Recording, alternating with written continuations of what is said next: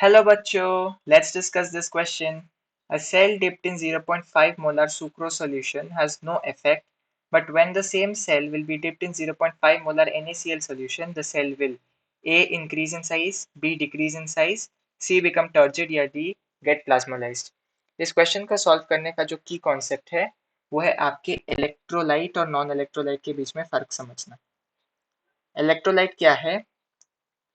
Compounds जो कि आप पानी में यदि डिसॉल्व करें, compounds when dissolved in water dissociate into components. Dissociate into components. For example यदि हम कह दें NaCl, KCl वगैरह, ये सब यदि हम पानी में डिसॉल्व करें, फॉर एग्जाम्पल NaCl को यदि मैं पानी में डिसॉल्व करूँ तो वो Na प्लस और Cl माइनस में डिसोसिएट हो जाएगा। और यहाँ पर हम एक चीज़ कह सकते हैं कि इसका कॉन्सेंट्रेशन जो है वो ज़्यादा होता है। वहीं पर यदि मैं एक नॉन इलेक्ट्रोलाइट की बात करूँ यहाँ साइड में, यदि हम एक नॉन इलेक्ट्रोलाइट की बात करें, वो डिसोसिएट नहीं होता पानी में डिसॉल्व होने पर, doesn't dissociate on dissolving in water, on dissolving.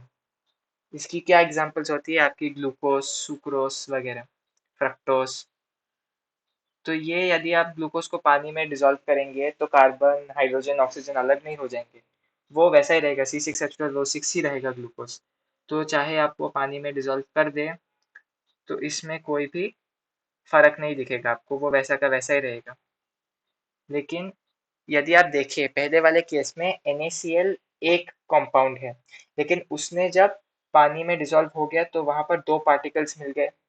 लेकिन C6H12O6 एक कंपाउंड है, ठीक है, लेकिन आपने जब इसको पानी में डिसॉल्व किया तो वो C6H12O6 ही रहा, मतलब उसकी जो नंबर ऑफ पार्टिकल्स है वो इंक्रीज नहीं की।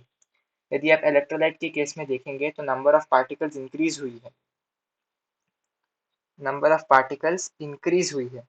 वही नॉन इलेक्ट्रोलाइट के केस में नंबर ऑफ पार्टिकल्स सेम रही है, नंबर ऑफ पार्टिकल्स सेम रही है। तो हम इनडायरेक्टली कह सकते हैं कि एक इलेक्ट्रोलाइट के लिए जो कॉन्सेंट्रेशन होता है वो इंक्रीज कर जाता है, लेकिन एक नॉन इलेक्ट्रोलाइट के लिए जो कॉन्सेंट्रेशन है वो सेम रह जाता है, क्योंकि नंबर ऑफ पार्टिकल्स भी सेम है। अभी क्वेश्चन में हमसे क्या पूछा गया है? 0.5 m सुक्रोस में जब हमने सेल को रखा, सेल है और बाहर हमें एक 0.5 m सुक्रोस का सॉल्यूशन दिखा है, लेकिन उसमें कुछ नहीं हुआ, मतलब 0.5 m सुक्रोस आइसोटोनिक हो गया इस सेल के लिए, क्योंकि कोई भी वाटर का मूवमेंट नहीं हुआ, इसलिए हम कह रहे हैं कि 0.5 ml सुक्रोस आइसोटोनिक हो गया इस सेल के लिए।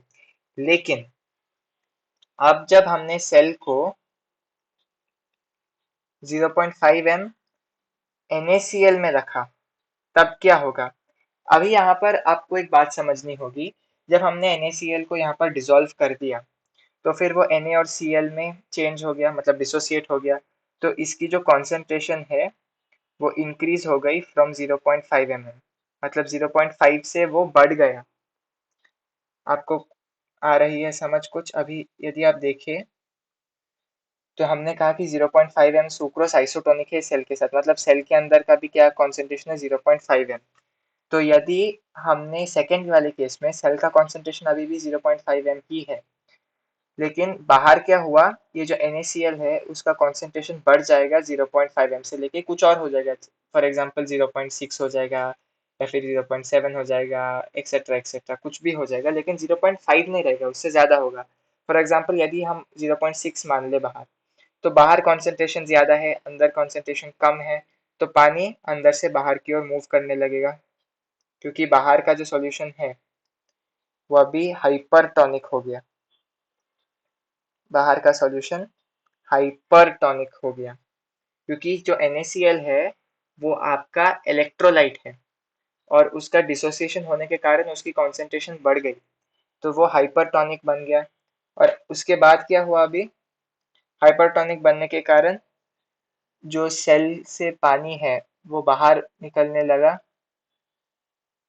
H2O एग्जिट हुआ सेल से और सेल डिक्रीज हो जाएगा साइज में।